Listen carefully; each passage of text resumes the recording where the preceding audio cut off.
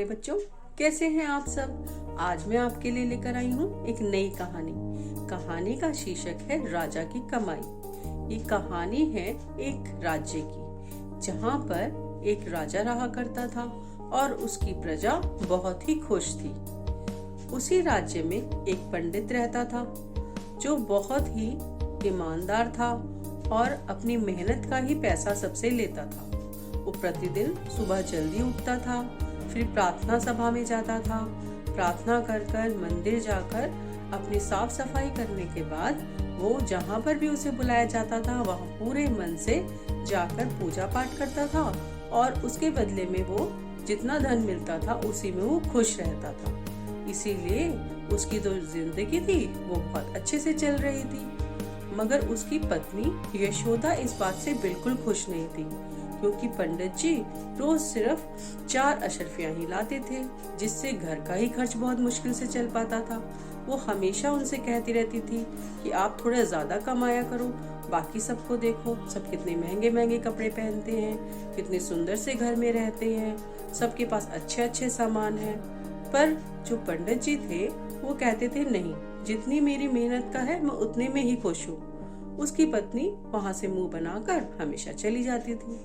एक दिन उसकी पड़ोसन ने पंडित जी की पत्नी को बताया कि यहाँ के जो राजा हैं वो बहुत दानी हैं, उनके पास जो भी जाता है वो उसे खाली हाथ कभी नहीं लौटाते। तो पत्नी ने जब ये सुना तो वो खुश हो गई और भागी भागी पंडित जी के पास गई और वो जिद करने लगी कि आप भी जाकर महाराज से कुछ लेकर आइए। पंडित जी ने मना कर दिया कि जब महाराज मुझे खुद बुलाएंगे मैं तभी जाऊंगा। मगर पत्नी बात नहीं मानी। अगले दिन पंडित जी को महाराज के पास जाना ही पड़ा।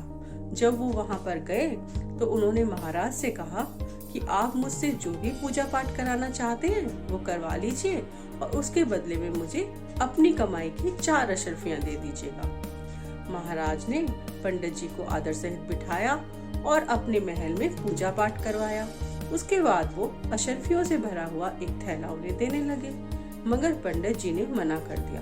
उन्होंने कहा मैं पूजा पाठ की 4 अशर्फियां ही लेता हूँ, तो मैं उतनी ही लूंगा, लेकिन लूंगा मैं आपकी कमाई की। तो राजा ने कहा कि ये मेरी ही तो कमाई है, ये जो राज्य है, जो ये धन है, ये सब मेरा ही है। पर पंडित जी ने कहा नहीं, जो आप खुद कमा कर लाए मैं वही 4 अशर्फियां लूंगा। महाराज और जो उनके सैनिक वहां पर थे, जो राज्यसभा में लोग बैठे हुए थे, सब हैरान हो गए। पर महाराज ने कहा ठीक है, मैं कभी भी किसी को खाली हाथ तो नहीं भिजवाता, मैं तुम्हें कल तक 4 अशर्फियां जरूर कमा कर दूंगा। पंडित जी ने धन्यवाद दिया और वो अपने घर वापस चले गए। पंडित जी की पत्नी उनका बेसब्री से इंतजार कर रही थी कि आज तो बहुत सारा धन लेकर पंडित जी आएंगे। जैसे ही पंडित जी आए उसने फटाफट से पूछा, बताओ महाराज ने क्या दिया। पंडित जी ने कहा कि वो कल देंगे। ये सुनकर वो और खुश हो गई। उसने सोचा अगर कुछ कम देना होता तो आज ही दे देते, जरूर वो कल और ज्यादा धन देंगे। वो खुशी खुशी सो गई। सुबह उठते ही उसने पंडित जी को उठा दिया और कहा जल्दी महाराज के पास जाओ और उनसे कुछ न कुछ धन लेकर आओ। पंडित जी बेचारे फिर उठे और महाराज के पास पहुंच गए। महाराज पूरी रात सो नहीं पाए थे, उन्हें समझ नहीं आ रहा था कि वो पैसे कैसे कमाएं। इसीलिए वो भी सुबह जल्दी उठकर उन्होंने अपने नौकर के कुछ कपड़े पहने और राज्य में पैसे कमाने चले गए। जब वो इधर उधर घूम रहे थे तभी उन्हें एक घर नजर आया। उन्होंने वहाँ पर खड़े हुए आदमी से कहा कि अगर आप मुझे कुछ काम दे दें तो बहुत भला होगा, मैं बहुत दिन से भूखा हूँ और मैंने कुछ नहीं खाया है। तो उस आदमी ने उन पर दया खाकर कहा कि मेरे घर में पानी नहीं है, ऐसे कीजिए कि आप जाकर वहाँ से पानी भरकर ले आइए। उसने एक मिट्टी का मटका महाराज को पकड़ा दिया। महाराज ने आज तक कभी कोई काम तो किया नहीं था, वो 2 बार पानी लाते ही थक गए। उस आदमी ने कहा कि इस तरह अगर तुम पानी लाओगे तो शाम तक पानी नहीं आ पाएगा। महाराज ने थोड़ी और जल्दी की। जब वो जल्दी कर रहे थे और वापस आ रहे थे तो उनसे वो मटका टूट गया। अब वो आदमी क्रोधित हो गया। उसने कहा तुमने तो मेरा मिट्टी का मटका ही तोड़ दिया, ये लो अपनी 4 अशर्फियां और जाओ, तुम्हारे बस की काम नहीं है। महाराज खुश हो गए कि चलो 4 अशरफियां तो मुझे मिल गई। वो उसे लेकर वापस लौट गए। जैसे ही पंडित जी आए, उन्होंने वो सिक्के जो थे पंडित जी को दे दिए। पंडित जी ने धन्यवाद किया और वो वापस चले गए। महाराज भी खुश थे कि आज उन्होंने अपनी कमाई से सिक्के पंडित जी को दिए थे। जब पंडित जी घर आए तो उन्होंने अपनी पंडितानी जो उनकी वाइफ थी, उसको वो सिक्के दे दिए।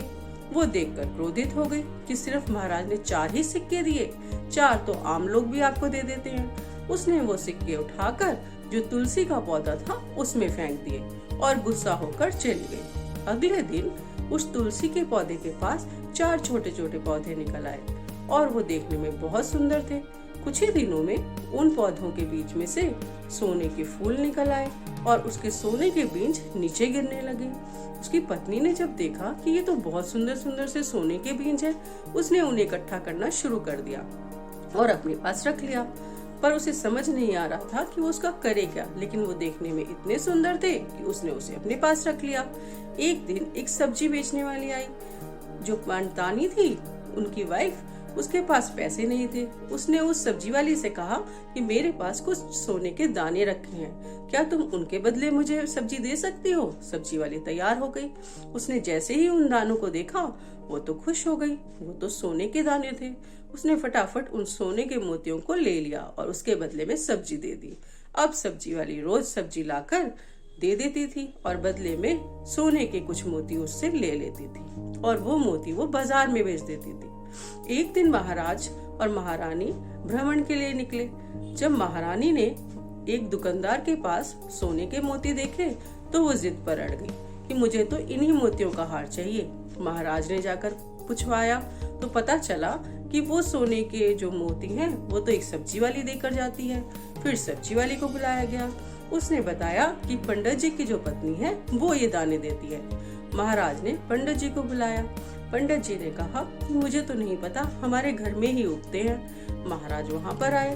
उन्होंने देखा पौधे बहुत सुंदर थे, उसमें सोने के फूल लगे हुए थे और कुछ मोती नीचे गिरे हुए थे। महाराज बहुत हैरान थे।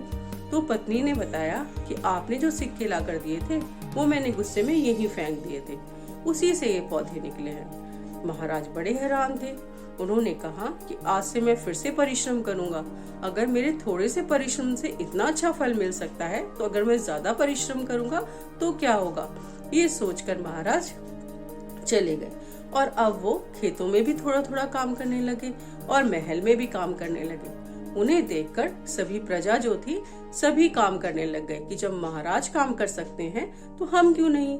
इस तरह से उस राज्य में खुशहाली बढ़ गई, क्योंकि अब महाराज को देखकर कोई भी बैठता नहीं था। सबको लगता था जब महाराज काम कर रहे हैं तो हम कैसे बैठ सकते हैं। इस तरह से बूढ़े से बूढ़ा व्यक्ति, छोटे से छोटा बच्चा, हर कोई काम में लगा रहता था और इसी से वो राज्य बहुत ही खुशहाल हो गया था। तो कैसी लगी ये कहानी आपको? अच्छी लगी ना? क्या सीखा आपने इस कहानी से? यही कि मेहनत का फल कभी भी व्यर्थ नहीं जाता।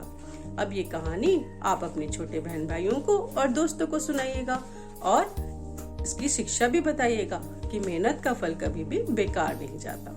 Bye bye everyone.